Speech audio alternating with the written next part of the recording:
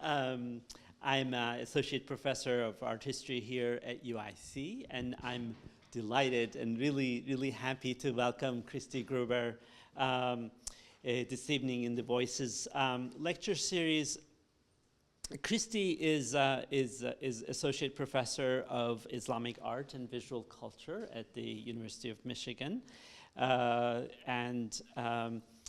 Christy and I completed our PhDs on the same year in 2005 at the University of Pennsylvania, and I had to really, Christy was always the star of our department, always presenting the really most critical, most fascinating presentations. One colloquium, I remember, dissertation colloquium was really memorable for me, and I learned from her a lot. So I'm really so happy to see her here visiting us.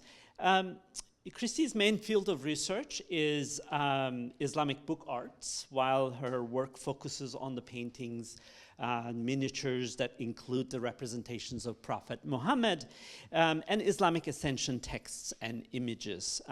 Christy made her fame with her extraordinary work on the stories and visual representations of Prophet Muhammad's night journey, Isra, and his heavenly ascension, Miraj. A miraculous set of events that took Muhammad and on his horse Burak all the way from Mecca to Jerusalem and then onward to the celestial spheres. This is most commonly celebrated and depicted episodes from the history of Islam, and Christy has written two really brilliant books on the subject. And an edited book on the topic. Christy's 2008 monograph, the Tümürüt Book of Ascension, Mirajname, the study of text and image in a Pan-Asian context. And then more recently, 2010 monograph, the Ilkhanic Book of Ascension, a Persian Sunni devotional tale. In addition to this fascinating and specific topic, Christy more broadly works on Islamic book arts and codicology. She's written the online catalog of Islamic calligraphies in the Library of Congress, as well as edited a volume of articles, The Islamic Manuscript Tradition, 10 Centuries of Book Arts in Indiana University Collections from 2009. However, with Christy's work, what is to me most exciting accomplishments for academics as well as the entire field of art history is the way that she connects her meticulous historical archive-based work with contemporary visual culture of global Islam. On this topic, she's organized symposia, written articles, curated exhibitions, and has been acting as a public intellectual to comment especially on the contemporary debates on Islam and the status of imagery in relation to Danish cartoons, the Charlie Hebdo massacre, the widespread reductionist beliefs of a universal and rather what I would call ahistorical version of iconoclasm that's associated with modern Islam today. And we've been talking about that during the roundtable we had this afternoon, which was really fantastic. Here I'd like to also mention Christy's work on modern Islamic visual culture and post-revolutionary Iranian visual and material culture, about which she has written a number of articles as well. And I'm so happy that after the graduate school, I'm also thinking a lot about these issues, particularly related to ISIS, and I'm so happy to see how our work is kind of converging in that sense.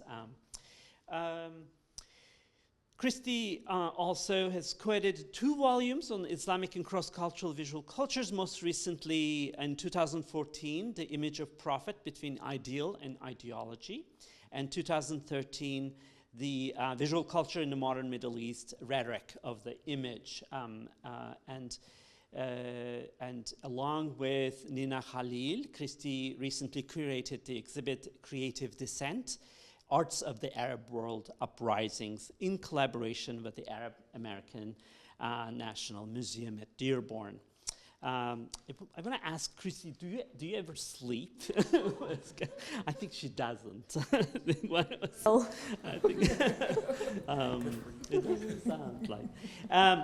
And thank you so much for being with us today. I heard from Christy that she's currently working on a brand new manuscript entitled "The Praiseworthy One: The Prophet Muhammad in Islamic Texts and Images," and I hear it's close to being done, and congratulations. And that's, I think, the work that Christy is going to tell us about. Please join me welcoming Christy Gruber.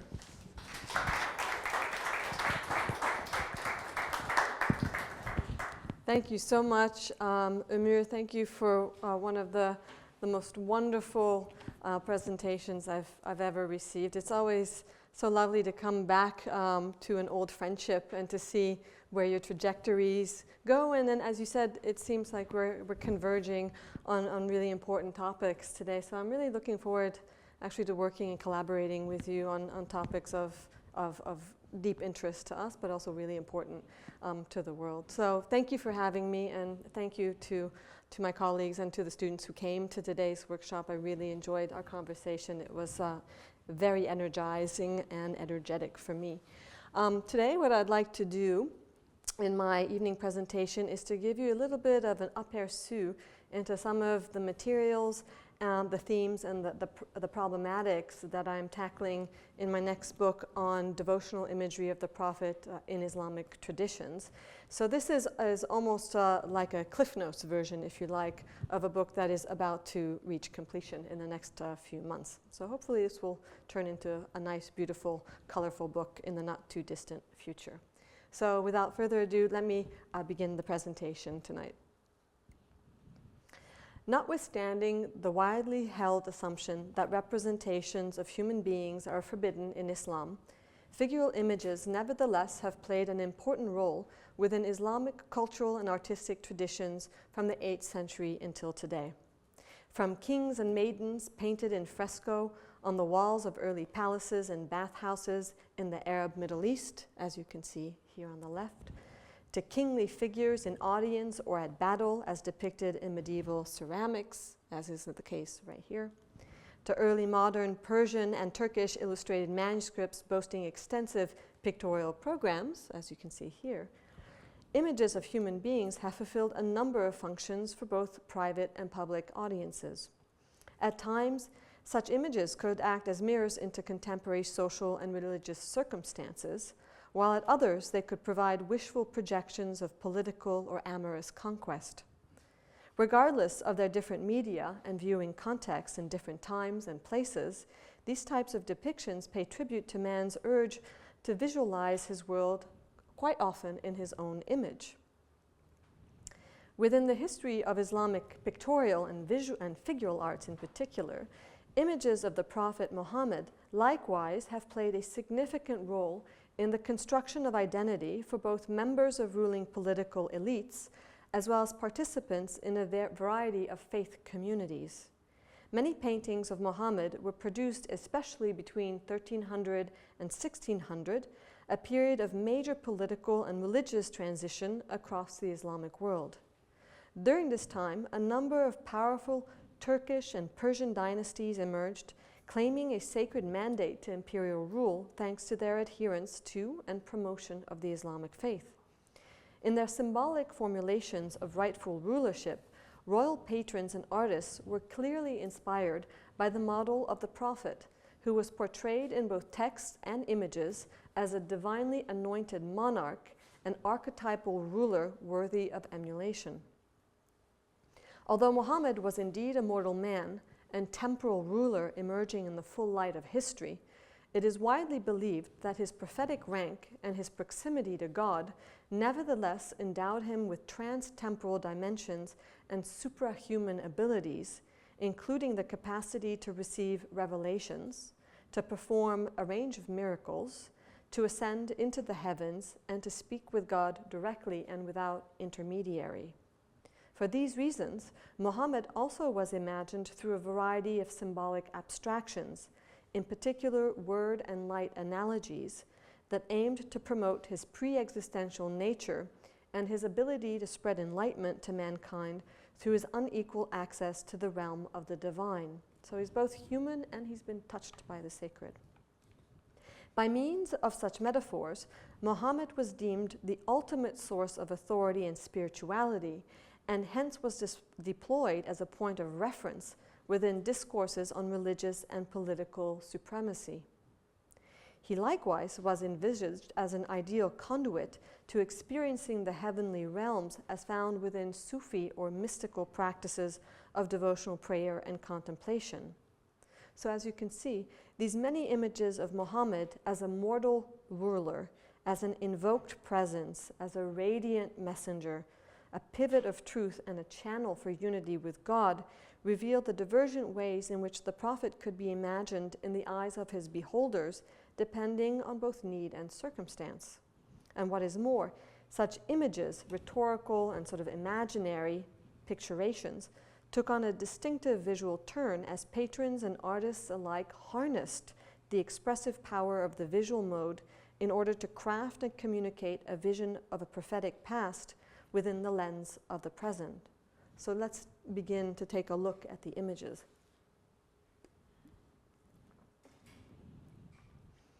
Although 2 or 3 paintings of Muhammad dating to the first half of the 13th century are still extant today, the story of images of the Prophet begins in earnest right around 1300, that is, after the Mongol conquest of Eurasia and the sacking of the Abbasid library in Baghdad in 1258. Although it is impossible to know what, if any, depictions of the Prophet might have been included in manuscript holdings of the famous library prior to its destruction, what is nevertheless clear is that paintings of Muhammad began to appear in illustrated manuscripts that were commissioned by Muslim political elites who ruled in the wake of the Mongol invasions. Having settled in Arab, Persian, and Turkic lands and largely embraced the Islamic faith by 1300, these cultured patrons became some of the greatest supporters of the arts of the book, through which the biography of the Prophet and early Islamic history could be taught and passed down through generations of believers. Images of Muhammad, especially those produced in Persian lands, were not intended as mere visual aids in the supposedly objective narration of history. To the contrary, they promoted the Prophet as a repository of historic continuity and an argument in favor of indigeneity and traditionalism for an otherwise foreign ruling class that sought to construct a corporate sense of superiority and legitimacy. For these reasons, the earliest surviving images of the Prophet, such as this one, depict him according to visual models that promote temporal authority and sacred rulership above all. This is especially the case for the painting shown here, which is included at the very beginning of Al-Daravini's Marzuban-Name, made in Baghdad in 1299. The Marzuban-Name, which is known as the Book of the Margrave, is essentially a collection of moralizing tales written in Persian. Along with figural portraits of the text's author and his royal patron, the painting of the Prophet shown on the screen here is only one of 3 illustrations in the manuscript, all of which essentially form part of the text's prologue, praising both regal and authorial excellence. So if you were to open this manuscript, the first painting you'd land on is this painting of the Prophet Muhammad. Then you'd have a painting of the patron and then one of the author. So it's a triumvirate of sorts that is praised at the very beginning of a text that otherwise is not illustrated. Although the painting was the target of a later iconoclastic act, which you can see here, he had facial features back in the day. The Prophet was originally depicted with visible facial features. Here he sits cross-legged and enthroned, wearing his large white overcloak above his blue robe. 2 flying angels, whose faces have been scratched out later as well, fly above him while holding a fluttering ribbon. So here's one angel and another, and they're holding a ribbon right here. The angel on the right appears to pour light rays upon the Prophet, while the angel on the left seems to anoint him with a flask containing heavenly liquid or scent. So here are our rays, and here is a flask. Other figures sit or stand around the Prophet. However, as is the case for Muhammad, their faces, and in particular their eyes, were also damaged at a later date, possibly the 18th century, maybe the 20th century. We simply do not know. The Persian text immediately above and below the image describes the Prophet as emitting radiance, much like a torch of light, and his two sandals as exuding the minty smell of the pennyroyal or black poly herb. The angels above him imbue him with the dual synesthetic attributes of numinous brilliance and fragrant aroma, adding a layer to the Prophet's features otherwise not visible upon first glance. The petaled flowers and leaves in the foreground, which you see so prominently right here, may also represent two pennyroyal flowers and thus offer a more olfactory evocation of Muhammad's prophetic aroma, which is itself praised in this very same text as quote-unquote a perfumed earth. And this is a common allegorical trope describing the Prophet through scent. He smells like paradise. Even though the painting's composition and corresponding text suggests that the Prophet's inner essence, perfumed and radiant, can be the subject of praise and mental picturing, it also pays heed to his more observable features. Indeed, Muhammad's features are extolled in two lines of poetry directly below the painting, which read, "Peace of God every morning and day upon such characteristics and features, peace upon the mystic who in longing rocks from the right to the lefts." For those of you who know Arabic, the term for features is shama'il, and the plural of left is also shama'il. So there's a play on word here, rocking, and also you have to contemplate his features in order to rock in mystical unity with the beloved. Based on the Persian text and the inserted Arabic poem in honor of the Prophet, it is possible to suggest that this painting is intended to depict Muhammad among his companions who sit or stand in meditation of his non-corporeal attributes.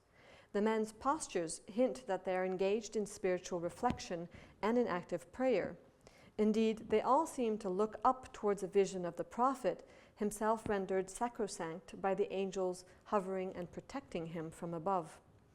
One man seated to the Prophet's left raises both of his palms, which you might be able to see right here, palms facing upwards in a prayer gesture known as the raising of the two hands. This is a traditional prayer gesture in Islam.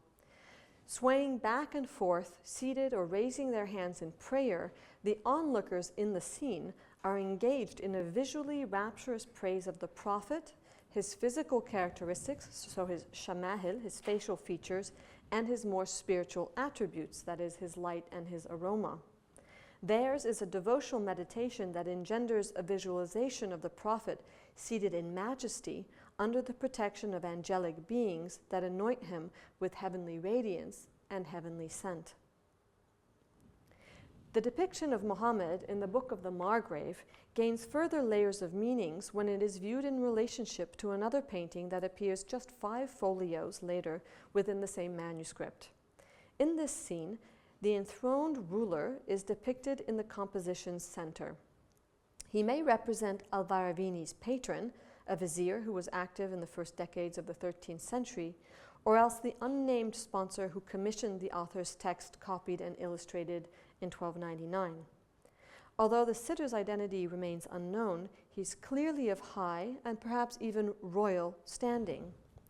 What much more significantly for us, the depiction of this royal audience scene shows undeniable parallels to the painting of the Prophet Muhammad within the same codex. Indeed, here both rulers, Muhammad on the left and a royal figure on the right, sit enthroned in an outdoor setting. Both are surrounded by followers and officials standing and sitting in poses of respect and praise. And you'll also notice that all of them have been the target of later iconoclastic acts. Although both paintings resemble one another in their formal structure, figural composition, and their inclusion of a floral landscape, they also diverge in a number of important ways as well. For example, the kingly patron on the right is shown wearing a golden crown and a robe crossed at the neck, while his attendants likewise wear contemporary garb as well as headgear and feathered caps typical of the time that the manuscript was made.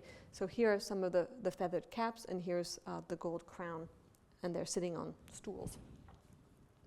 Additionally, in the foreground, 2 courtiers are depicted sitting on stools with pillows.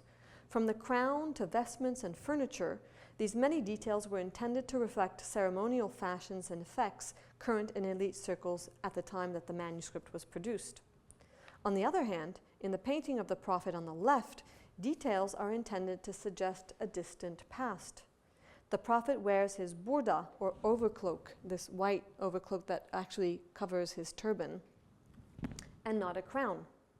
His companions wear variously colored turbans and not feathered caps, and they sit or stand on the ground without the aid of cushioned chairs. Without a doubt, the painting's artist here strove to represent the attire and etiquette current during the prophet's time, which would have been available to him through biographical and historical texts as well as oral accounts. Conversely, the flying angels hovering above Muhammad cannot be explained away as iconographic timepieces or else pictorial exercises in accuracy to detail. Rather, their function transcends the purely mimetic to suggest a higher ontological plane of consecrated being for the Prophet Muhammad. In the Marzuban Name painting, which you see here, as well as in others dating from the same time period, Muhammad is depicted enthroned as well as protected and anointed by angels. This is a common iconographic trope. These details all contribute to what we might call a symbolic discourse on sacral kingship. Put simply, Muhammad is visually imagined here as both enthroned king and sacredly touched prophet. So for example, in this painting, which belongs to a Shahnameh, or Book of Kings, written in Persian, this is now in the Smithsonian, you see the same formula. The Prophet Muhammad enthroned, his facial features are more or less intact here, 2 angels hovering above him with a ribbon, same formula, and here what is much clearer with his entourage is that these are the first 4 rightly guided caliphs, and again, an olfactory evocation with a pink rose in the foreground. These paintings of Muhammad as a divinely mandated ruler, as found in the earliest extant Persian paintings, must be interpreted in light of the particular cultural and political circumstances in Iran around 1300. At this time, the Ilkhanid rulers, foreigners of Mongol extraction who were beginning to convert to Islam, expended great efforts to fashion themselves as inheritors of the Islamic faith, as local dynasts ruling in the land of Iran, and as world leaders descending from the illustrious line of Genghis Khan. Their imperial ideology synthesized Islamic, Persian, and Mongol ideas of rulership. Such conceptual combinations can be found in a wide variety of textual materials, including historical texts, diplomatic letters, and even coins. To give just one example here, a number of Ilkhanid rulers initiated their letters, so the letters that they wrote, with the formula, quote, "in the might of the everlasting heaven and in support of the Prophet Muhammad." The term for everlasting heaven, Tangre or Tengeri in Altaic languages, also meaning God, but it actually means blue heaven. So it's a Mongolian expression. This Mongolian Islamic notion of God and his prophet can be seen as echoed within paintings of Muhammad from this period, in which the flying angels can be interpreted as carrying and transferring the might of a sky god to his chosen messenger. The pictorial rendition of sacral kingship, in particular the inclusion of winged angels holding ribbons above a monarch, has a long and rich history within pre-Islamic Iranian visual culture, both in elite private spheres as well as in the public domain. For example, a number of Sasanian silver plates and bowls dating from the 4th to the 7th century depict investiture scenes in which a monarch sits enthroned while an angel or 2 fly above holding a fluttering ribbon. So here I'm showing you a Sasanian silver dish, which is in the British Museum, an enthronement scene with a monarch seated on his stool, and he's receiving a diadem, and he is protected by an angel holding a fluttering ribbon. So this is a very old Persian kingship formula that you see from Iran. Additionally, royally sponsored Sasanian rock carvings use similar motifs within public space. Take, for example, Takebustan, which is located in the Iranian city of Kermanshah. This royal arch includes a number of carved reliefs. The lower recessed horizontal panel shows the Sasanian king Khusra II as a royal equestrian mounted on his favorite horse. So here we have an equestrian scene, while the top register, which I'll show you in a minute, right here, depicts the crowning ceremony of Khusra as he stands in the center, flanked on the left by Ahura Mazda, the supreme deity of Zoroastrianism, and on the right by Anahita, the goddess of fertility, healing, and wisdom. Above these two horizontal panels can be found two flying angels, each holding a diadem and fluttering ribbons, the twin symbols of Sasanian imperial accession and triumph. So here is one angel, the other would have been here, slightly damaged, holding diadems and fluttering ribbons. Here's another ribbon. In the Persian language, ribbons are referred to as dastaj, which literally translates as purveyor of victory. Although Sasanian depictions of ribbons as part of imperial iconography antedate the arrival of Islam in Iran, the term dastar continued to be used in Persian literature for centuries, most especially in the Shahnameh, or the Royal Book of Kings, which was produced as an illustrated manuscript from the 13th century onward. So even in Islamic period texts, we have this purveyor of victory ribbon that antedates Islam. Thus, the ribbon retained its role as a symbol of divine triumph, even when it carried over to the Islamic prophetic paradigm. The earliest surviving paintings of the Prophet Muhammad from around 1300 clearly follow in the footsteps of Persian iconography of sacred kingship, which was developed in both private and public spheres in Iran before the advent of Islam.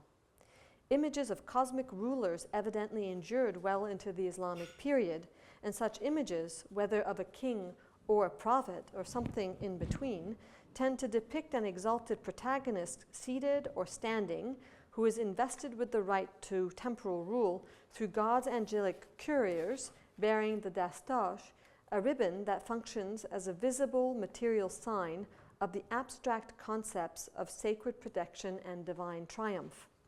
As such, early paintings of Muhammad show the prophet imagined as a royal king bearing sacred attributes, and such attributes essentially comprise non-physical external signs. In other words, the prophet is a king, but he's also a prophet, and how can you make a mark to that? Well, you can include ribbons, you can include angels, and you can include flowers, the olfactory evocation. But these are all external signs. The body of the prophet has not been manipulated in and of itself. These symbols serve as visual stand-ins for Muhammad's appointment, protection, and triumph under God. Thus, in these earliest surviving Islamic images of Muhammad, he is shown as both a leader of his community and the last messenger of God. This conceptual composite of earthly and heavenly rule is without a doubt refracted by inherited Persian artistic motifs that aim to bolster an imperial ideology of sacred governance for an elite regime whose right to rule was doubly predicated upon the Persian kingly paradigm and the Islamic prophetic example.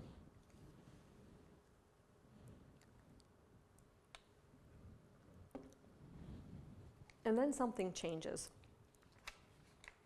Over the course of the 14th and 15th centuries, however, differences can be noticed in prophetic iconography, especially within Persian illustrated manuscripts commissioned by the rulers of Iran and Central Asia. At this time, representations of the prophet appear in the interstices between veristic representation and total abstraction, thereby revealing that portraiture in Islamic artistic practices provides a site of rich and complex meanings and not just pictorial acts. Without a doubt, what I call hybrid portraits do not solely reproduce a corporeal likeness, but more often than not attempt to extend the boundaries of physiognomic specificity in order to convey, to remember, and to honor the ineffable qualities of a person who was considered at once human but also touched by the sacred.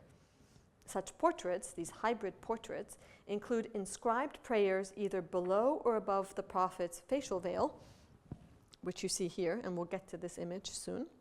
For those of you who can read Arabic, you can see the word Muhammad, but it also is Ya Muhammad, so it's the invocation, O Muhammad. Or else another attribute is the bundle of flames, which is placed in the painting in order to convey Muhammad's primordial luminescence. So here's the infant Muhammad with a burst of flames, and we'll talk about that soon. So as you can see, over the course of the 14th and 15th centuries, we no longer have the prophetic body that's unmanipulated. Now he has a veil, his face is comprised as words, and he emits an enormous bundle of radiance. So we have to understand why this happened. Although a number of paintings depict the Prophet Muhammad's facial features or provide him with a facial veil, others, such as this unfinished tinted sketch showing the Prophet riding on the back of his human-headed winged horse named Burak, reveal a different approach towards portraiture as early as 1400. This sketch includes the foundations of the painterly process. Red highlights are applied to the angel Gabriel's hair. Here's Gabriel. He leads the Prophet Muhammad, so we've got some red paint in his hair. This red is also applied to Muhammad's turban top, right here. To Burak's saddle and crown. Burak is our human-headed flying steed. Here is his saddle. Here is his crown, or its crown rather, as well as the gold balls or stars in the sky. So we've got the celestial firmament with all of the angels up here. The artist has sketched out the faces of the angels, Gabriel, and Burak, as you can all see. On the other hand, the Prophet Muhammad is neither provided with facial features, such as a mouth, nose, or eyes, nor is his face left blank to be covered later with a painted veil. Rather, the oval of his face is inscribed with a written vocative statement that reads, Ya Muhammad, O Muhammad. Those of you who can read Arabic, you can see Ya and Muhammad right here. This inscribed portrait contains an inscription that was not intended to be seen in the finished product. After all, this is a sketch. This kind of representation renders the Prophet as a bodily shell containing verbal components, giving him volume and presence through two very dissimilar techniques of depiction, namely that of physiognomic form combined with verbal enunciation captured in inscription. The Prophet's portrait, here consisting of facial traits made up of letters calling out his name in the vocative, becomes activated by the pen and voice of the artist, who seeks to invoke a form through words or perhaps performs an oral prayer directed towards the messenger, towards his beloved. It shows a clear connection between orality, faith, and portraiture, where the pious written and uttered word can be seen as awakening Muhammad's spiritual and corporeal presence. The artist's ardent desire to visualize the Prophet through usually oral, but here inscribed invocation, gives this portrait the power to transform into a visible communion between the artist and the object of his affection. In fact, when a veristic form is deemed insufficient, the artist seems to opt for speech and its epigraphic rendition instead, both of which carry the potential for capturing a deeper essence that is scratched into the infrastructure of the painting itself. This sketch, and many others like it, reveal the private undercover world of the artist, who uses verbal and pictorial motifs to call forth the presence of the Prophet by means of his inscribed portrait and by means of an inscription that was meant to remain buried under paint. This artistic practice exemplifies some of the more unpremeditated conceptions of personhood within the Islamic tradition, which manifest themselves at the pictorial level. These include the life-inducing capabilities of oral prayer, known as dhikr or litany, as well as the artist's metaphysical concept of the Prophet's being as transportable through time and space through the twin procedures of invocation and inscription, even if you're in a figural mode. The Prophet's facial portrait, as articulated in the vocative Ya Muhammad or O Muhammad, might be pushed aside as a solitary example of a hermetic practice particular to one artist, active at the turn of the 15th century. However, the inscribed portrait of the Prophet as it appears in the sketch also occurs in a number of subsequent paintings, thus indicating that this kind of procedure was at the center of a religious pictorial tradition that has largely escaped scholarly notice thus far. So I'll show you another example here of Ali storming the fortress at Khaybar as the Prophet Muhammad looks on, and Unfortunately, but also luckily, I suppose, Muhammad's facial veil, which was in white pigment, has flecked off over time, which means that the underpainting, the drawing, the sketch is visible, and you can see that under what had been a white painted veil, we have another Ya Muhammad. So it's interesting to see what damage actually can reveal. And the more you look at damaged paintings or you put them up to light, the more you realize that actually veiled images of Muhammad contain an invocation underneath it. So this was a common practice, as it turns out. This practice of prophetic portraiture or icon making appears linked most especially to the growth of Sufism in Iran and Turkey over the course of the 15th and 16th centuries. Many medieval philosophers and mystics forwarded the idea that prayer can bring about existence and presence. For example, the famous 13th century Andalusian mystic Ibn al-Arabi states in his Fusus al-Hikam, or Bezels of Wisdom, that, quote, prayer brings about the emergence from non-being to being by the activation of a mental image through devotional worship. In other words, when a man's desires are so intense, according to Ibn al-Arabi, the emission of a pious sound can generate a visual counterpart. So orality and visuality are closely interlinked. In a similar manner, the 14th century mystic Abdul Karim al-Jilli also considers the Prophet Muhammad as an intermediary between God and the world, and he uses the term wasita for intermediary. In his book Al-Insan al-Kamil, or the complete or perfect man, al-Jilli states that a devotee must summon the image of Muhammad as a visual aid in order to achieve spiritual realization. Indeed, only through the continuous recalling, or dhikr, of the mind's image through the uttered prayer can the believer find a compromise between non-existence and existence, which is, of course, a conundrum when you represent the Prophet Muhammad. In both Ibn al-Arabi's and al-Jilli's writings, the consensus appears clear, namely that the statement of a desire or the optative expression of an agent's wish can and should initiate a series of material images bound by the parameters of pious imagination.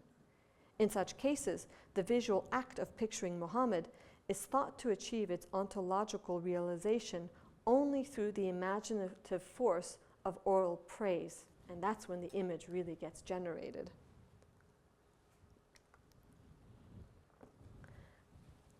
The verbalized figure of the Prophet represents the product of the portraitist's intention and was therefore not meant for the beholder of pictures, so everything we saw wasn't meant to be seen in the final painted product. Thus, Western theories of viewer perception or reception cannot apply to portraits identified by infra-inscriptions, as these were not meant to be perceptible to those outside of the artist's private world. Nevertheless, other evidence suggests that portraits of the Prophet transformed into a vehicle for the overt, explicit, and visible proclamation of his name as a counterpart for visualizing the entirety of his being. Such is the case for a corpus of paintings bearing what I call supra-inscriptions, or the Prophet's written name located on top of and not below his facial veil. The Prophet's celestial ascension, or mi'raj, continues to serve as the thematic medium for expressing praise, as is seen in this illustration included in a manuscript of Amir Khusro Dehlavi's Kulliyat, or Compendium of Poems. Here, Muhammad sits on Burak with his palms outstretched in a position of prayer, and Gabriel, holding a green banner bearing an inscription invoking God, Muhammad, and Ali, flies on the left. So here is Gabriel and a banner that is quite she, actually, and Muhammad sits right there. Unfortunately, Burak's face has been scratched out, so Burak has been defaced at some point. On the other hand, Muhammad's white facial veil has not been defiled. It has not been the target of an iconoclastic act. Rather, it seems like the owner of the manuscript, whether the patron who inherited it or the artist who might have repainted it, thought it unwise to erase the Prophet's form, especially his head, the seat of his personality. Instead, an inscription praising the Prophet by calling forth his name in the exclamatory Ya Muhammad seems to remedy the problem of the figure. Muhammad no longer exists as a being defined through a form, and strictly a form, but here takes shape through his worshippers' additive verbal veneration. His facial veil thus transforms into a kind of tabula rasa, a blank slate, if you will, for the expression of piety, and his quote-unquote portrait, if we're going to call it a portrait, thus becomes the record of a written and oral tradition of prayer couched in largely pictorial terms. The inscribed portrait of the prophet here incites oral prayer on the viewer's part and not just on the artist's behalf, a quality of portraiture that finds parallels in other traditions as well. In a similar manner, beyond Iran, the Ottomans, who seem to have been very active in including or adding inscriptions to the prophets and other figures' veils, continued the practice of equating facial traits with inscribed verbal prayer. This procedure appears in a visionary painting of the Prophet and Ali visiting their own graves in Medina at nighttime with their companions. This painting is located in a manuscript of Fuzuli's Turkish language martyrological poem entitled Hadikat al-Su'ada, or the Garden of the Blessed. I know it's a little bit odd to see them visiting their own tombs, but it's a vision. So be it. Although the text seems to have been written around 1600, almost every illustration, including the one that you see here, bears the date of 1706 or 1118 of the Hijri calendar. Although not visible in this image, the prophet's name was inscribed under his veil. You can barely see the ya here. For those of you who can read Arabic, you can kind of interpolate the Muhammad right there. While Ali's was restored in the vocative in a different ink over his veil. So very clearly, Ya Ali right here. So Muhammad and Ali, that's a Shi'i formula.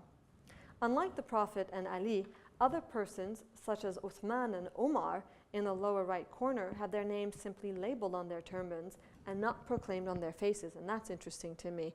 Uthman and Omar are identified here on their turbans. So these are kind of like labels, but this is functioning in a very different way. This particular practice of adding a vocative statement above Muhammad's facial veil proves that the calling out of a prophetic presence does not constitute part only of the inceptive procedures of artistic creation. To the contrary, it also makes a strong case for the active response by the beholder of the image, whether artist or owner. In other words, the picture's viewer forges a dynamic and discursive relationship with this picture.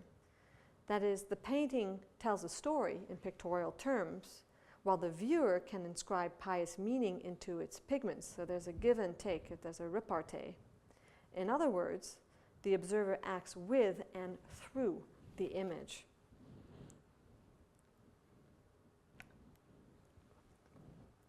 The sheer power of a viewer's inscribing of Muhammad's or Ali's names into their visual presence suggests that the written word, especially in its vocative form, has the conceptual potential of converting a physical frame into a putatively live body imbued with spirit and presence through the medium of the participant's animated response. Such a phenomenon is also attested to in textual sources.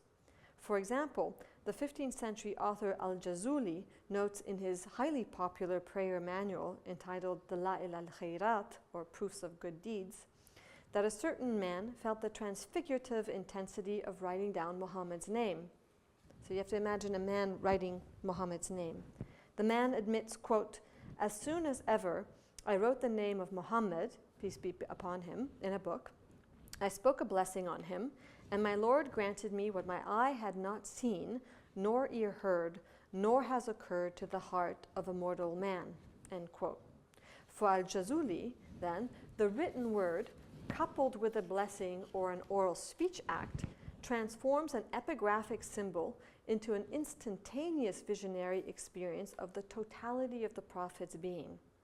In this way, letters transmute into the graphic mediators of an organism existing outside of time and space. After all, the Prophet Muhammad is not existing in the picture. This procedure of inscribing the Prophet's name, both hidden under his veil and inscribed above his facial veil, reveals the spiritual man's need to give material form to what I call a more metaphorical Muhammad. And this is not literal, this is quite metaphysical or metaphorical. While inscribed portraits emerged during the 14th and 15th centuries, artists also began to devise new and rather nuanced visual metaphors that aimed to herald Muhammad's numinous nature, that is, his radiant nature in particular. This development can be traced in a variety of paintings, but perhaps nowhere best than in two related historical texts that include chapters narrating the biography of the Prophet. The first of these is a text known as the Jam' al-Tawarikh, or Compendium of Chronicles, penned by the Ilkhanid vizier Rashid ad-Din and produced as an illustrated manuscript in the early 14th century, what you see here. The second is a text entitled the Majma' al-Tawarikh, or Quintessence of Chronicles, written by Hafiz-i-Abru, the official historian of the Timurid ruler Shah Rukh, who requested that Rashid ad-Din's earlier text to be updated and completed. As a result, the Timurid illustrated manuscript of 1425 heavily draws upon its Ilkhanid precursor in both its textual contents and pictorial images, both of which nevertheless have been altered in several notable ways that help us track how Muhammad came to be imagined and depicted differently over the course of the 14th and 15th centuries. So in other words, we've got two texts, one from 1307, one from 1425. The 1425 text is copying and updating the 1307 one, and it's copying and updating not only text but also the images. So what is really interesting when we put them side by side is that we see something happening over the course of about 100 and 125 years, and that change is a change in the perception and the narration of the Prophet Muhammad. And this is what is really fascinating when you've got two manuscripts that are so clearly in dialogue. Although one could examine a number of paintings of the Prophet in these two illustrated manuscripts, today I will focus on only two examples that help highlight more general trends vis-à-vis the development of prophetic iconography. The two illustrations that I'll speak about today are the birth of the Prophet Muhammad and the beginnings of Quranic revelation,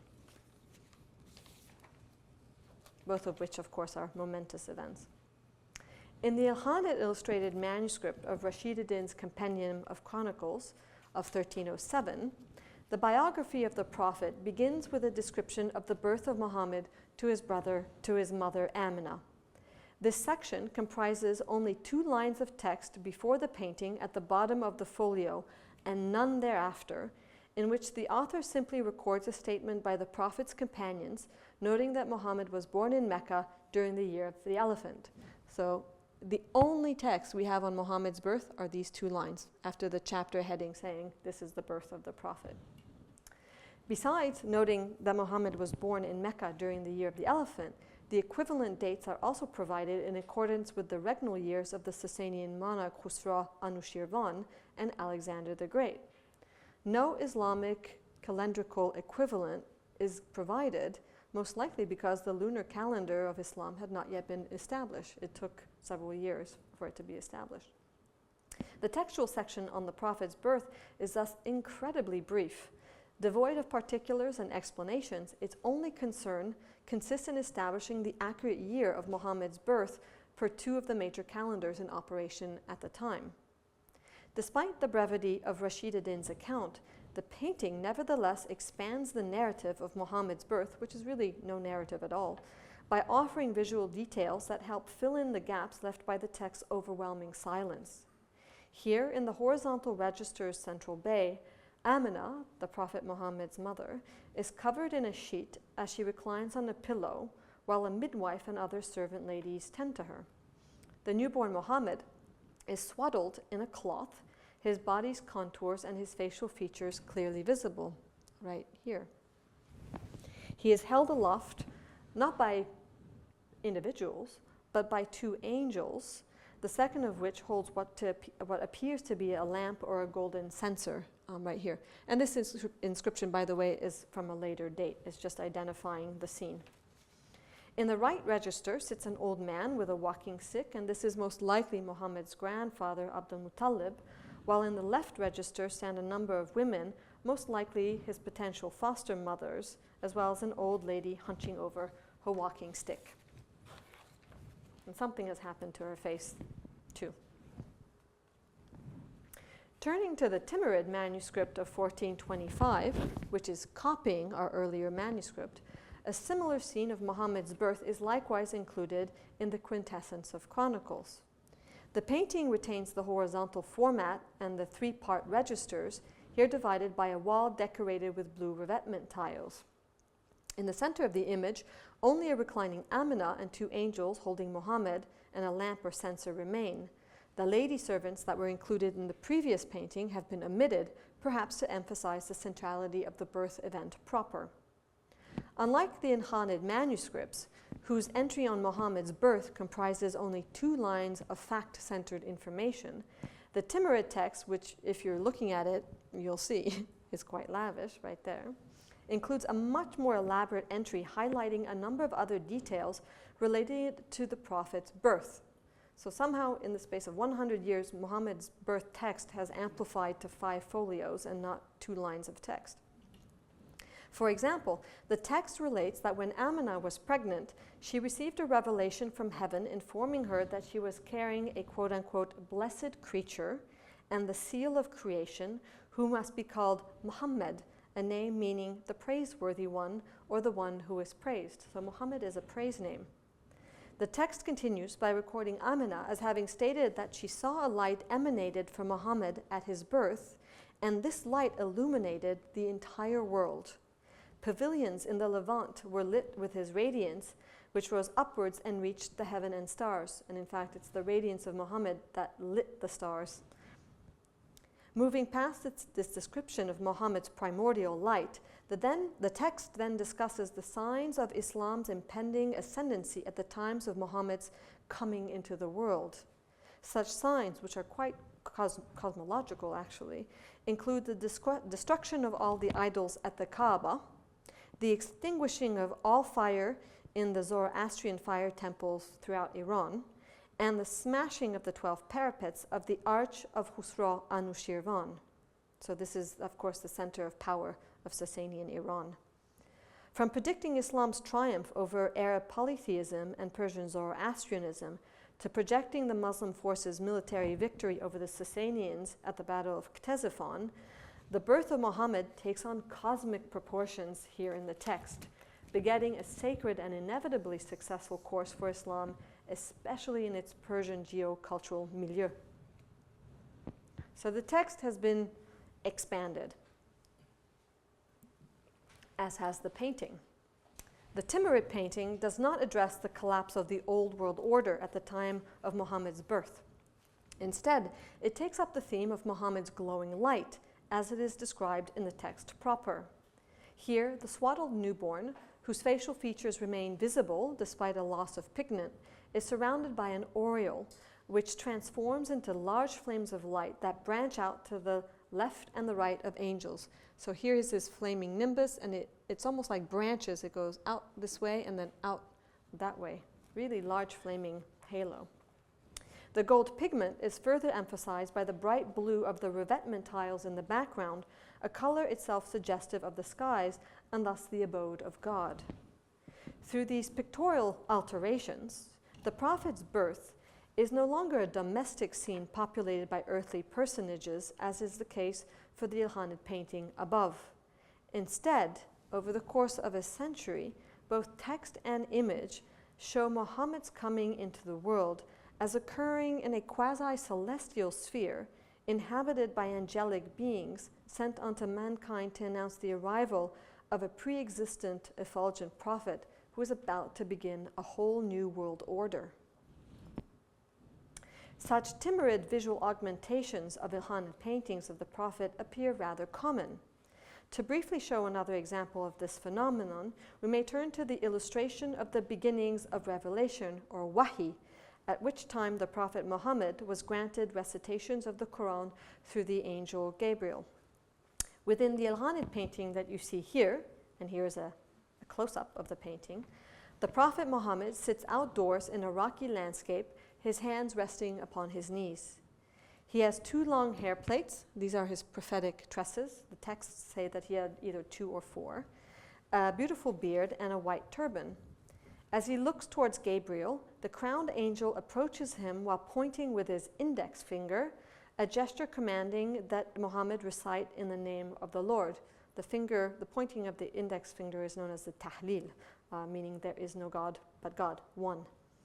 This momentous event, which marked the beginnings of the Quran as revealed to the Prophet in the form of recitations, was also put to picture in the Timurid manuscript. So this is the same scene. Today, the painting of this episode appears on a single folio detached from the original manuscript. Although inspired by its predecessor, the painting nevertheless reveals a number of divergences, once again, including a brighter color palette, a thicker application of paint, and an enlargement and flattening of the rocky landscape. It's almost as if everything had been pushed to the foreground.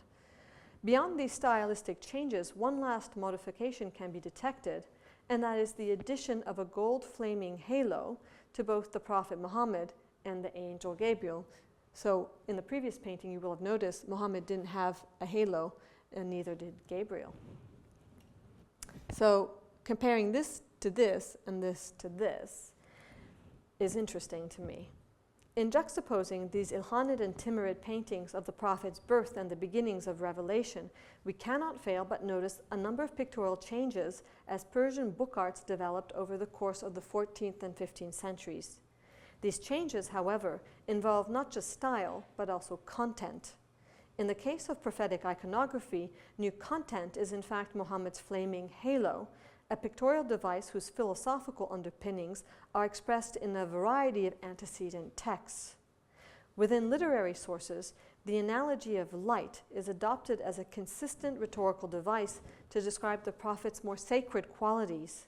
In other words, to engage the believer's pious imagination towards constructing the abstract analogy of what is known as the light of Muhammad, or the Nur Muhammad, which is a very important concept, especially in spiritual or mystical texts. So what is this Nur Muhammad, the light of Muhammad, and where does it come from? The Quran itself mentions in several places a glowing light or a lamp that writers understood as a metaphor for Muhammad. In a number of Quranic verses, for example, it is stated that God sent a light, Nur, and a book, Kitab, to his people to lead them out of darkness. Exegetes interpreted these verses as evidence that God communicates with humans through his book, Kitab, the Quran, and the Prophet, or Nur, himself embodied light indicative of divine revelation. Still other verses in the Quran, most famous among them the so-called Ayat al-Nur, or light verse, were interpreted most especially by mystical thinkers, by Sufi exegetes, as a metaphor for Muhammad, as a torch illuminating an eternal tabernacle shining from the east to the west. And finally, many sayings of the Prophet, known as hadith, further elaborate upon the concept of the Nur Muhammad, the light of Muhammad. To give just one example among many, and there are many of these, the famous hadith compiler al-Bukhari recorded a Prophet's companion as having stated, quote, "Whenever he went in darkness, the Prophet had light shining around him like the moonlight," end quote. Another companion by the name of Ibn Abbas also said that the Prophet Muhammad had a gap in his two front teeth, and it was wonderful because whenever he smiled, light would jet out of his front teeth and it would blind everybody like a strobe light. So there are these wonderful descriptions of Muhammad really shining very bright. Through the authority of their own particular literary genres, exegetes, biographers, and mystical poets helped fashion the pervasive belief in Muhammad as primordial light or luminous body derived from God's incandescent essence and emitted as creative substance into the world. After all, light is what creates, as does the Prophet. These sustained efforts all coalesce to give rise to the notion of the Nur Muhammad, the light of Muhammad. This conceptualization of the prophetic corpus stipulates that God epiphanized himself as light, which then manifested itself as the light of Muhammad, from which the entire universe proceeded into existence prior to the Prophet's later physical manifestation on earth. Within the history of Islamic pious imagination, the concept of the Nur Muhammad thus highlights sustained attempts to go beyond conceptual literalism in favor of imagining a more allegorical and thus more incorporeal Muhammad. So in a way, he's disembodied through the analogy of light, if you will. Such efforts in transcending the purely physical and mimetic are echoed especially by paintings of the prophet included in mystical text produced as illustrated manuscripts over the course of the 16th century, and perhaps nowhere more artfully encapsulated than in the image shown here, which is one of my all-time favorite paintings. This stupendous composition, which is now on display in the Islamic galleries at the Metropolitan Museum of Art, appears in the introductory section in praise of the Prophet included in Saadi's Bustan, or Fruit Orchard, a book that consists in stories illustrating the virtues recommended to Muslims, including prayer, as well as reflections on the behavior and practices of the Sufis, of mystics. Here, the painting that accompanies Saadi's introductory encomium to the Prophet, which praises his proximity to God and his radiant light. Within this text, Saadi also asks how best to appraise or to laud the Prophet, eventually bemoaning the fact that the written word and oral prayer will never provide a perfect or complete description of Muhammad's larger-than-life being. In some sense, then, the accompanying painting seems to visually engage with and perhaps even offer one possible solution to the problematic of heralding the power of visual meditation. If words don't suffice, then perhaps something else will, maybe the image even. In the image's upper half is depicted Muhammad's ascension to the heavens. The Prophet sits on Burak as he flies upward among legions of angels. He is surrounded by swirls of golden clouds while a flaming halo encircles his head and turban. Muhammad's ascension is often mentioned in the prologues of mystical works as one of his greatest prophetic miracles, through which he rose through the skies and reached God, with whom he had an intimate colloquy and from whom he was granted knowledge of the afterworld, including heaven and hell. As a thematic pattern, moreover, the prophetic ascension was used as a foil by mystics who themselves embarked on their own quest to go beyond the visible and earthly in order to reach Gnostic knowledge and total unity of God. So the heavenly ascension is actually a very popular trope in Islamic mysticism.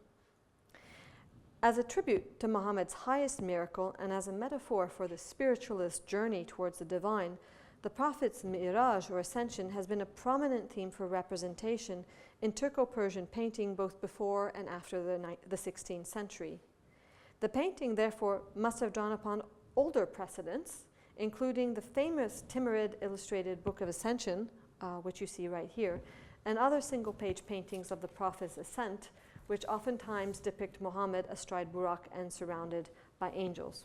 So you'll notice that there's a clear parallel here.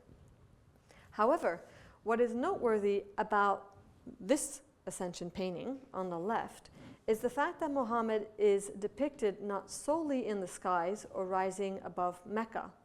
Instead, more curiously, he hovers above three men kneeling and closing their eyes in meditation within an enclosed interior space. One of them, wearing a red robe, seems to have fallen deep asleep as he rests his head on his hand, while another, bearing a white beard, holds a rosary and seems engaged in very deep devotional meditation. So this guy here seems asleep, and this one is in very deep devotion with his eyes closed. Behind the three men, and within a concave niche recalling the mihrab of a mosque, appears a bookstand serving as a platform for what is most certainly the Quran. So right here is our book. From the holy text then emerges a bundle of light. It almost seems like it's a flame, right? So a stand, a book, probably the Quran, emitting the light of enlightenment. And from that bundle of light, we have another sort of aureole that is begotten into golden clouds that reach into the heavens, thereby generating a light vision of the Prophet Muhammad himself. So the book is irradiant and it creates a bundle and a kind of mandorla out of which Muhammad is born, this image. In the intermediary zone between the cogitating mystics and Muhammad appears two inscriptions, here and here.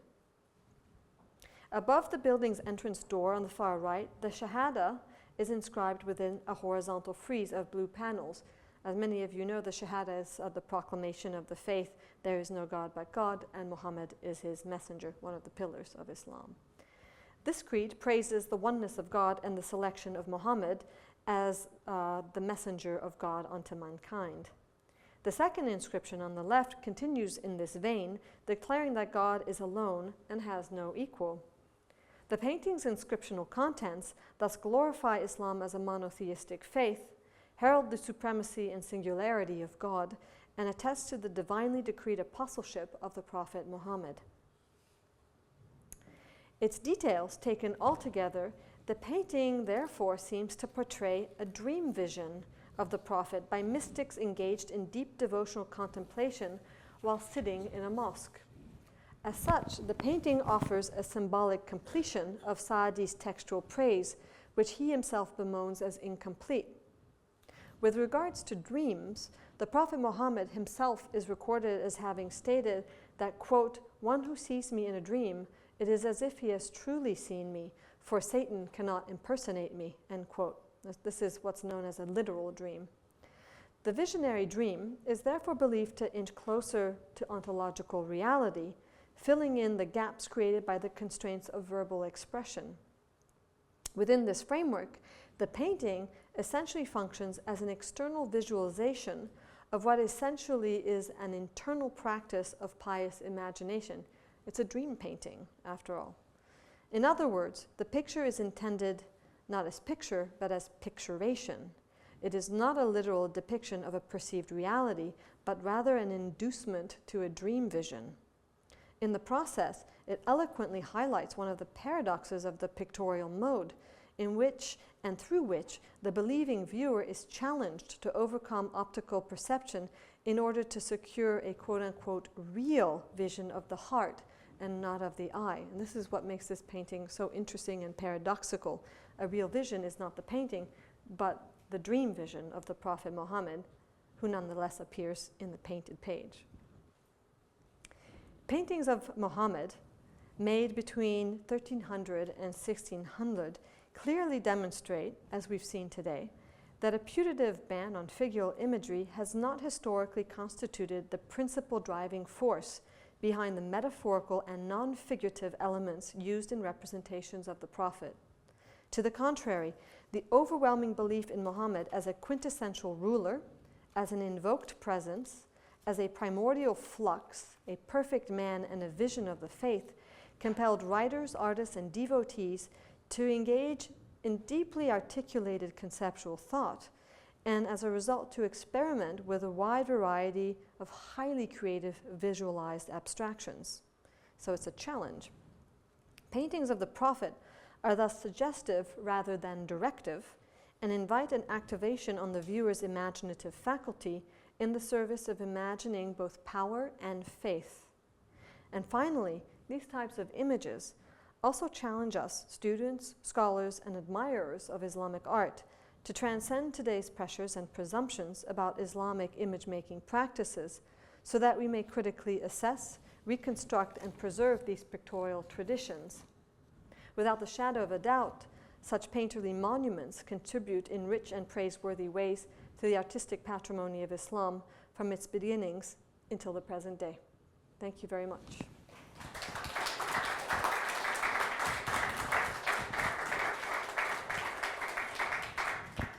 And of course, I'd be very happy to take any questions or comments.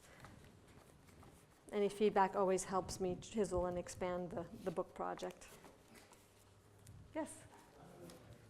You mentioned early on in phrasing the idea of spirituality. Oh, thank you.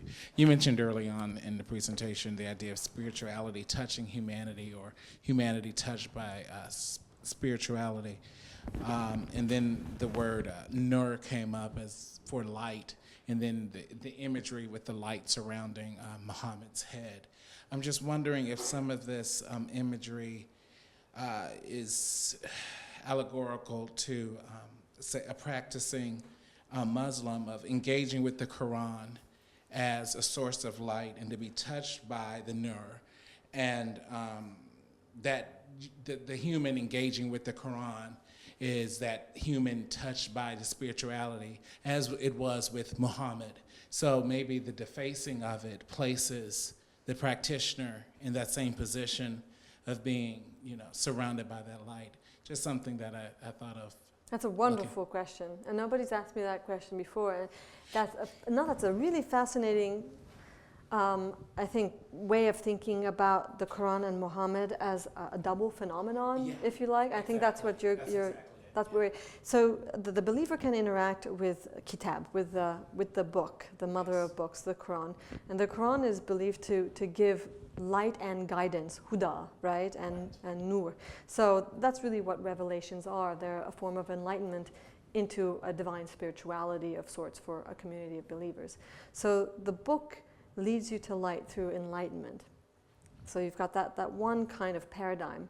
And the question then becomes, and I'm really glad you pointed out, is then how do you interact with the prophetic corpus? Yes. With the messenger of the book, who carries forth enlightenment, but who is not sacred. He is not in and of himself a divinity or a sacred being, far from it. Islamic texts stress his humanity. They call him ummi, which has been understood as illiterate, but just really a human being. There's nothing sacred about him. And yet, he is so capable of accessing the divine. And the texts tell us over and over again that the signs of his special qualities and attributes and status are amply visible, that he has the mark of prophecy, the seal of prophecy on his back, that he can perform miracles, that he can split the moon, that he has a celestial ascension, pebbles speak to him, trees walk towards him, and so on, especially in the mystical sources. So there's something very special, or special characteristics. They call it special characteristics, khawas in Arabic. So the problem, but also the wonderful challenge for artists, is how do you convey that pictorially while still not negating the fact that he's a human? And that's where they actually take over the Quranic paradigm and apply the Nur metaphor also to the prophet, that he himself is sort of a creative substance sent into the earth. So I think, and scholars have said this, and I really like this paradigm, that Jesus is God made flesh, whereas in Islam, the Quran is God made flesh. They call it enlibrated, so inbooked. So God inbooked as opposed to God infleshed. And yet, there's still this urge to enflesh, to understand the embodiment of divine light through not just the object, but through the person responsible for carrying it forth. Well, I wonder if that's what Muhammad becomes, that aspirational, corporeal evidence that anyone can become, because you said he wasn't that special. He wasn't a deity. He wasn't divine. So through the engagement of this book, you too can have a head inflamed with the Nur. I wouldn't say that here that you have that kind of projectionist approach, that you too can become touched by the sacred. I would say that in effect that the halo and the veil and the inscriptions are actually there to differentiate him from all else, of all humans who haven't had that kind of special attribute. So these are differentiating markers that show that Muhammad is human but more. And what's important to keep in mind with those kinds of strategies and tactics, which are rhetorical and visual, Nur Muhammad, but also Flaming Bundle, is that the drive behind them is not to destroy the image of Muhammad. It's not to ban the image or to make it invisible. It's to show that he's much more than just human. And that's where the creativity and the real sort of intellectual process can be tracked. So the picture is much more colorful to my mind. Mm-hmm. Yes?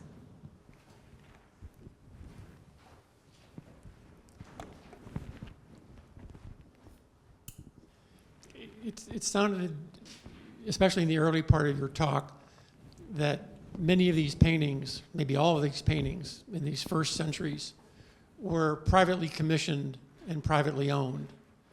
And so I'm wondering, in the lifetime of these presumably elite owners, how many people would have had visual access to these books and these paintings? I mean, the manuscripts and the paintings. And then is there any way to understand the provenance of them? to figure out who then later would be the defacers?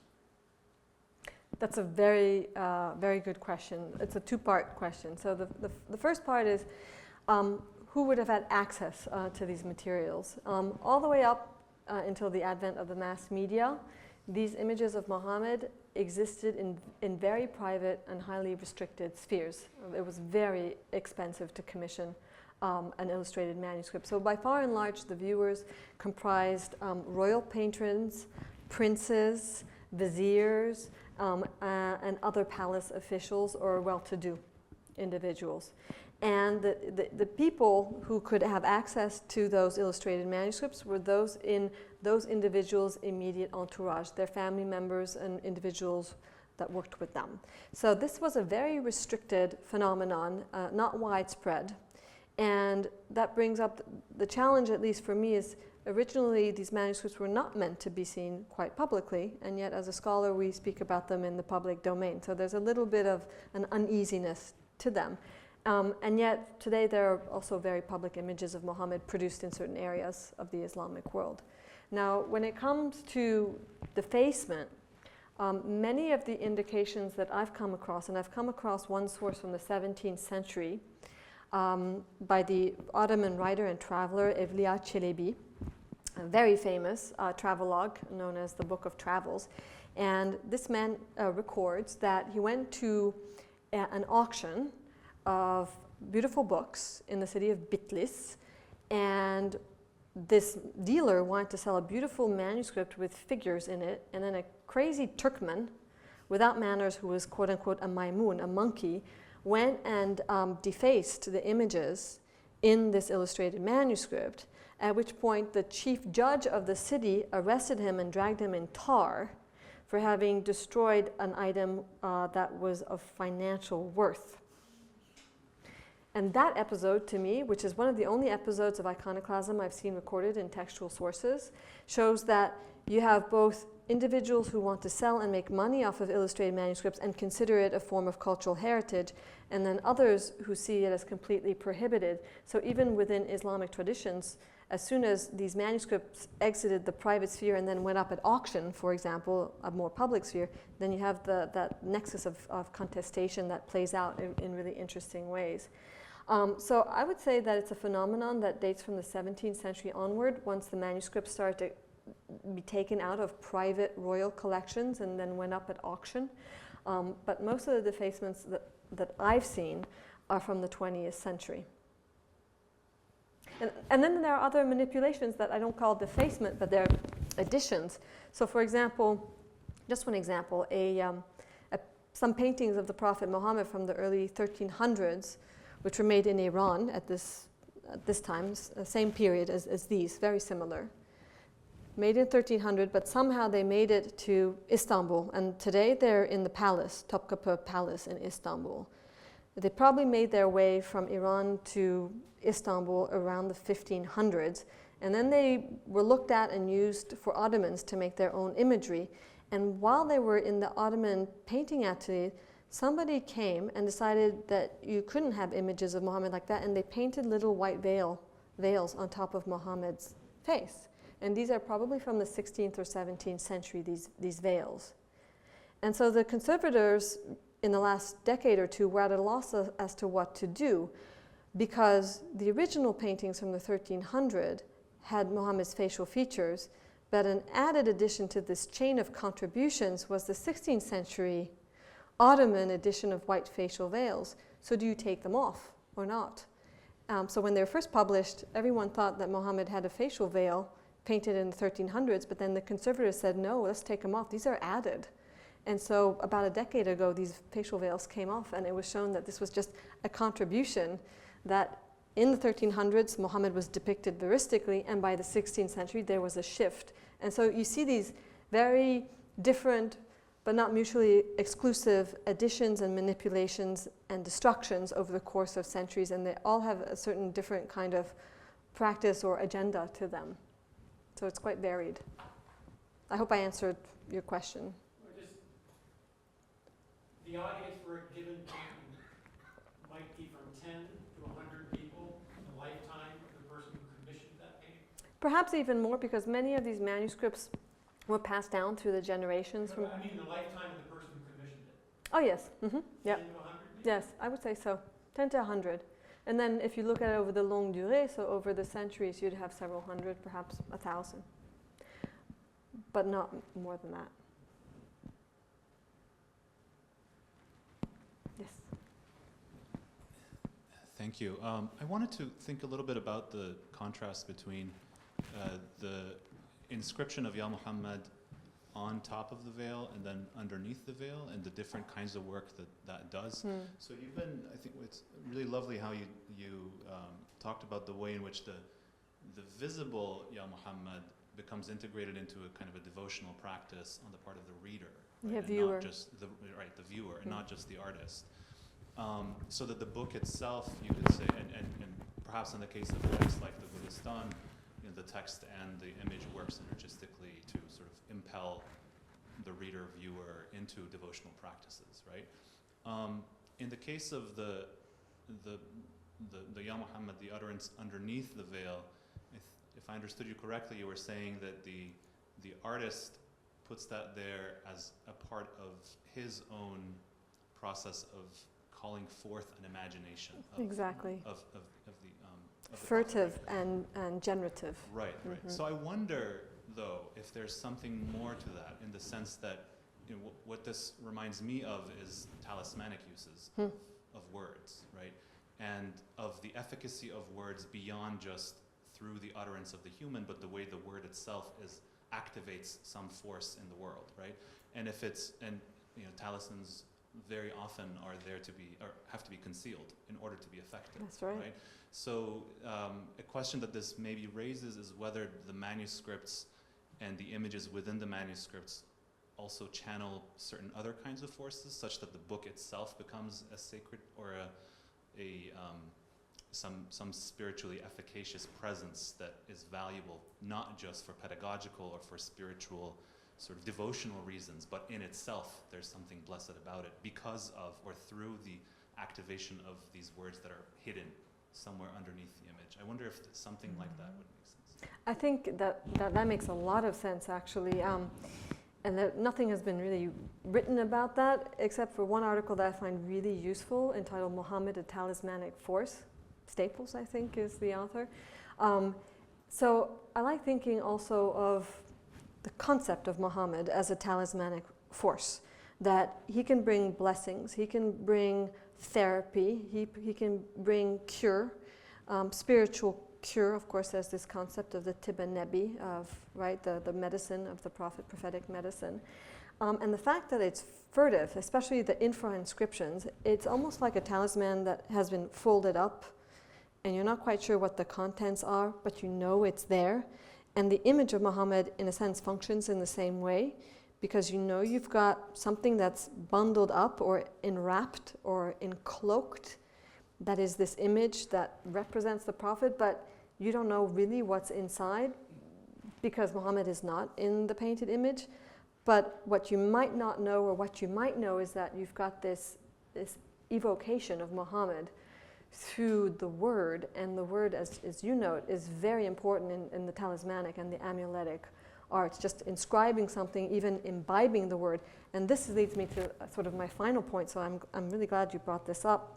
I didn't have a chance to talk about it, but there are some images of the Prophet Muhammad where the destruction on the veil or on the face, to me, does not look like defacement, because you see sometimes a little fingerprint that has been rubbed like that, and sometimes the pigment has become a little bit oily or a little bit more watery. And there have been plenty of studies, at least for Christian book arts, on what's called the osculatory drive, which means the drive to kiss. And many images in medieval traditions of the Virgin Mary and Jesus Christ have a lot of damage in them, especially around and on the faces, because they were kissed and rubbed for efficacy. Over and over again. And so now I've written actually a set aside piece on effective interactions with Muhammad, because I think that a whole series of manuscript illustrations that I've found are actually not about destroying Muhammad, but about kissing and rubbing him to unleash the talismanic force beyond the painted image. So I think there is something there that's amuletic and talismanic, and it intersects with effective forms of devotion and expectations of the potential of an image and an object to bring protection and possibly have a therapeutic quality as you engage with it, as you say, in synergetic ways, both text and image. Just very briefly, I'd imagine that this would also lead people to start using visualizing technologies to look what else might be hidden under I these can't wait paints. for people to give me the money for this. I can tell you. Yeah, I want infrared, ultraviolet, because people make fun of me. Every time I come to a collection, they know I'm going to go like this and put the painting up to a window because I want to see through the pigments what's underneath those veils. And I do that over and over, but we need quite a bit of money to systematically go through all these paintings and shoot the kind of stuff we want to find. But it's a fun sort of forensic exercise. You have to think, well, what's underneath the pigment? Mm-hmm. I'm sort of glad that you brought up the medieval manuscripts, because what intrigued me about your talk was the evocative writings on the veils and the fact that these are devotional books, which brings to mind books of hours from Western Europe. And I was wondering if you could talk about perhaps the fact that this is happening in sort of the Islamic world, and in the Christian world we have the Book of Hours, and these devotional books are meant to be to speak to the person as well as for the person to recite prayers. And this seems to be part of sort of a larger idea about interaction between the beholder of the book and the book itself, and what that means for the development of books and people's relationship to books as an object. That's a wonderful question too, and that hasn't been studied very much, this sort of affective interactions of peoples with books in Islamic traditions. Affective reactions is kind of a burgeoning field now in Islamic art history, but it really has gotten me thinking about the field of Islamic art history, because not beyond sort of the media cliches, there is a lot of scholarship on Islam and iconoclasm. And so we look at images, especially those that are decapitated, symbolically decapitated or smudged in Islamic paintings, as a form of Islamic iconoclasm, such that anytime we see damage, we run straight to that conclusion. And keep in mind that iconoclasm, if you're going to smudge or destroy or deface, that action in the painted page is begotten from the emotion of hatred. And so if we run directly to that conclusion, what we're foregoing is the opposite side of the human spectrum of emotions, which is love. Right? And individuals of all faiths can interact with images in love and not just hate. And for me, the bigger question is, if we have images of Muhammad that have been kissed or smudged to unleash a talismanic force, then now we have to talk about Islamic iconoclasm, or the loss of images as begotten out of love, of unintentional damage due to ardent handling, rather than a preoccupation with destroying what is seen as idol worship. And that really shifts our discourse to encompass the totality of a reality which is very simple, which is that individuals of all faiths have all emotions on the spectrum. And it's not just hate, it's love. And would we be so surprised to see love directed to images of the Prophet Muhammad? Not really, when you think about it.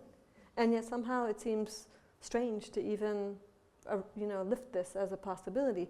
But indeed, the amulets of Muhammad were interacted with in highly tactilic, physical ways. And so images were also for devotion and for litanies and imagination, and they also were efficacious in their own ways. And so they bear the brunt of saliva and the fingerprint. Yeah.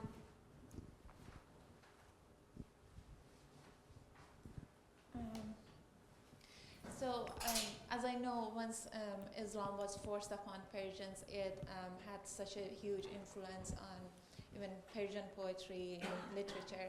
And for example, if they were to write about their lover, they had to sort of use the back door in a way and write it in a way as if they wrote it for like the king of the time or Muhammad or God.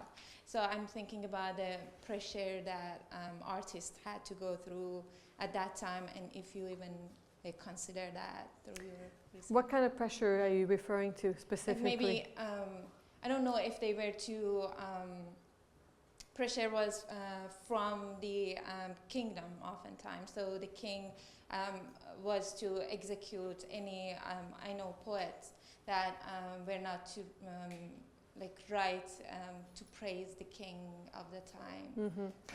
So the question is there pressure from top down Yes. for the artist to actually depict the prophet in a very specific way? Yes. The sources don't tell us anything about that. It doesn't seem like the royal patrons were really actively involved in the workings of the book atelier in terms of determining what a prophetic iconography had to look like. So the artists seem to have had a certain amount, in fact quite a bit, of creative freedom and license, but they never existed in a vacuum. As you know, of course, since you seem to have worked on poetry, the poets were always interacting with the artists, and they were boon companions to the royal patrons, and they would sit around and compare poetry and compare images in these majalis, in these sittings. And so that's why I like to also think about these images as forms of poetry, if you like. And of course, Persian poetry engages in all sorts of metaphors as well, to discuss the beloved, including, you know, the non-gender specific third person. Is it a he? Is it a she? It's u, right? So you have all sorts of different ways of visualizing things metaphorically, and it intersects with poetry. But as far as we know, there's no indication from that type of pressure. Poets were under much greater pressure because they're potentially writing political things that could spread beyond an illustrated manuscript, spread orally. I was interested in this conversation about affective responses or intimacy, and especially like the kind of intimacy that having text on the image can evoke. And I was thinking about, you know, just like if you reading a text or imagining something does feel like a very like tight connection. But I was also thinking about how a lot of the phrases are put like on veils over people's faces. And also how if you put words kind of on a flat surface, or letters on a flat surface, they start to look really weird and sort of confusing, and they sort of push back. So I guess I was just, it's kind of a little bit of a question about medium, like the way that if you want to look at words not as like something that tells a story that you can connect to, but look at words as weird abstract forms, then you start to feel kind of funny. Or like the image on the bottom left is beautiful to me, but it's weird. I think it's weird. No, it's in a cool way, but weird. So I guess I was just also wondering what you thought about that. Well, I think, well, first of all, that's a great question. And in all alphabetical systems, you do have an imagistic quality to letters, you know, taking it all the way up to hieroglyphs, which are, of course, you know, pictograms. And in Islamic traditions, words and letters can be formed into something known as a pictogram. In Turkish, it's called istifli, which means concatenated or piled upon itself. And the name Muhammad, in its letter forms, the M, the H, the M, and the D, the name itself has been the topic of treatises entitled, for example, On the Secrets of the Name of Muhammad. One of them is written by an occult specialist known as Al-Bistami, very famous for occult arts. And he has an entire treatise telling you why the M is important, why the H is important, and why the D is important. So I read this interesting tract. And the M, the meme, he says, is the circle of the mouth that represents the entirety of creation. So you've got sort of this creative meme, and the ha is this expulsory sort of breath of life. And D is like for dunya, for the world. So Muhammad is this meme of creation that expels life into dunya, into the world, which is wonderful. That's his name. And if you were to rotate his name, like you see in the lower left, you get 2 eyes and a nose. So actually, 2 memes look like 2 eyes.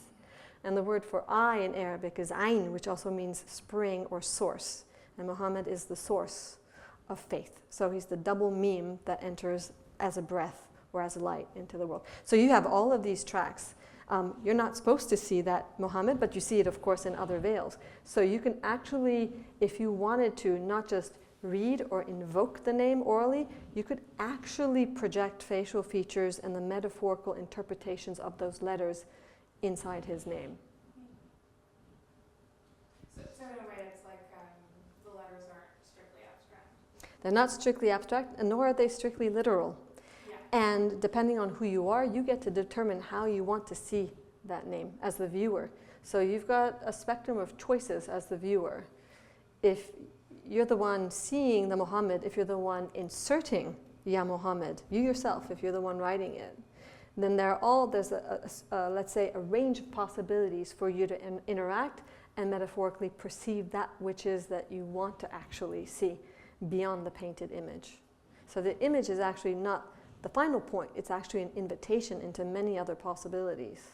It's a beginning point. Yes?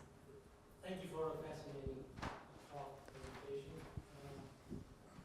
Just a couple of thoughts. One, I think if I recall the dates that you had indicated, I would say that most of the paintings that were talked about here were painted several hundred years after the death of the Prophet Muhammad. So I think in any event, they reflect the artist's impression or vision or whatever the artist felt. So to put a veil on it or somehow cover it up, it's really not covering up the true face of whatever Prophet Muhammad's face was. Exactly. Right? So, and if I look at this painting on the left, the way Muhammad is written on there, it to me appears somebody, in my opinion, did it in a hurry. It wasn't something very artistic. So it reminds me of the Vatican, for instance. About? The Vatican. The Vatican. The Vatican. I thought I heard that correctly. Yeah, I'm shifting here. I've seen there the paintings some of them were covered with leaves, and then most recently when we went there, those leaves were gone. So I mean, this is a transformation that takes place, I guess, in many places. That's Let's right. just say that. But one question I have, there was one painting I saw where we saw Prophet Muhammad and then we saw Ali. And their faces were somehow Veiled. Not fuzzy or whatever was done. But there were others in there, Umar and Uthman, I think you indicated, but their faces were Fully represented. represented, right. Do you have any knowledge, thoughts on, is it that Ali and Muhammad have a higher spirituality? I think that's exactly right. Okay. I think, that question is excellent because it brings me to the tricky issue of Sunni versus Shi'i traditions. You'll often hear that representations of the Prophet are solely a Shi'i tradition, but many of the paintings I showed you were from both the Sunni and the Shi'i tradition. So it's not strictly along the sectarian divide. Now, the images that you saw that, from my point of view, disclose a Shi'i reading on Islamic history are the ones where Ali also is represented in a similar way. And there are plenty of manuscript paintings from the 16th century, particularly from Iran, from Safavid Iran, when Shi'ism was declared a state religion, that elevate Ali to almost prophetic status because he partakes in the light of God and he's the extension of Muhammad's prophecy. And so sometimes you'll see both of them with a facial veil and both of them with an aureole. And were it not for Muhammad's tresses or inscriptions identifying them, you would be hard-pressed to be able to tell them apart. And this is purposeful. It's kind of this elision between the prophet and his successor, right? The wali of God. So that's purposeful. And certainly there's a sectarian twist to that decision to apply the facial veil and the golden bundle to both Muhammad and Ali. But it's not like this in all cases. This is a phenomenon that you see that's particular, yes, to a Shi'i sphere, but the earliest images, like this one, this one, this one, this was commissioned by Shah Rukh, the reviver of the Sunni curriculum, come out of Sunni spheres. Thank you. Mm-hmm. Perhaps we have time for one more question. Is there another question? Omar. Thank you so much, Christy. I wanted to ask, ever since you've shown us that really fantastic quote from Ibn Arabi about this transition from non-being to being and to wujud, which I was wujud, and I was thinking about, can't help but thinking about this healing place in India called Hussein Tekri. I don't know if you've heard of this place, but it came into being after a miraculous apparition of Hussein on his horse, and he appears to the local community, and he gets off his horse, and then he touches the ground, and miraculously water comes out, and that becomes the spring, and it becomes a kind of a healing place. And this is a kind of a 19th century moment, and mid-19, I think 1860s, 70s. In India. In India, right.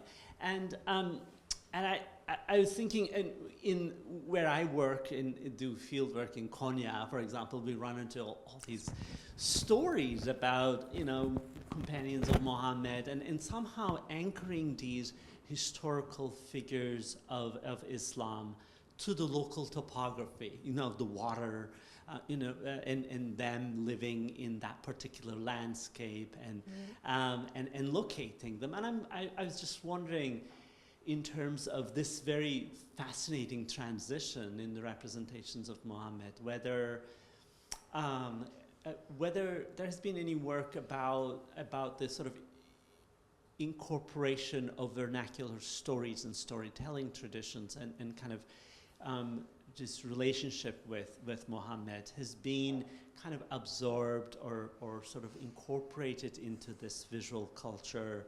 And especially I'm thinking about this particularly because these books, both pictorially and in terms of the storytelling they have, that they can think, if we can think of them as really emerging from various forms of storytelling and representing.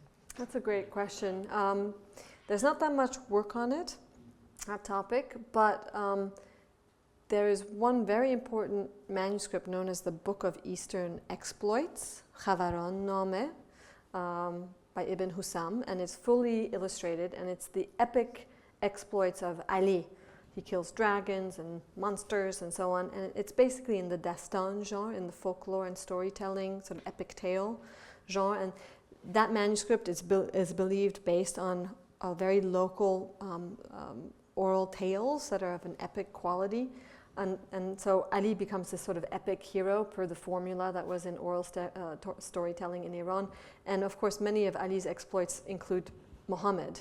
And both Ali and Muhammad are actually then depicted as almost romantic epic heroes, engaging in a magnificent, incredible, heroic feats. They kill monsters and bears and so on. So the biography of the Prophet Muhammad actually intersects with local I would say traditions of epic storytelling, and although the oral tales are now lost, you see dregs of that leftovers in especially the Khavaran Name, the Book of Eastern Exploits, and you see dregs of these local practices of oral storytelling in a few large-scale paintings that were used for storytelling with pictures. So, for example, there's one large painting of Muhammad on Burak rising, and you expect him rising above Mecca or in the celestial spheres, or maybe above three mystics, but instead he's rising above a monarch with a crown who's standing like this and staring right out at you. And so even though the oral story doesn't survive, we know from practices that have been recorded that a storyteller would have shown this, kind of like I do with my laser pointer, right?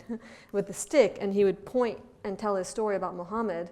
And most likely that story was to actually make a point about how that monarch, for whom he's probably working, is invested with, you know, the prophetic example, so that you have the stories of the kings that are blending with Sirah, or, you know, biography of the prophet, becoming a kind of entangled mix in the realm of oral storytelling. And the only reason we would know that is through the pictures or the texts that survive, but it was largely an oral tradition. So we can only imagine what the tales about Muhammad must have been like, based on the small bits that have come down to us that insinuate certain kinds of entanglements between epic and regal stories, and how those intersected with the Sirat al-Nabi, the biography of the Prophet. They were not separate genres, they often intermingled. Yeah. Thank you very much. Thank you. Thank you for having me.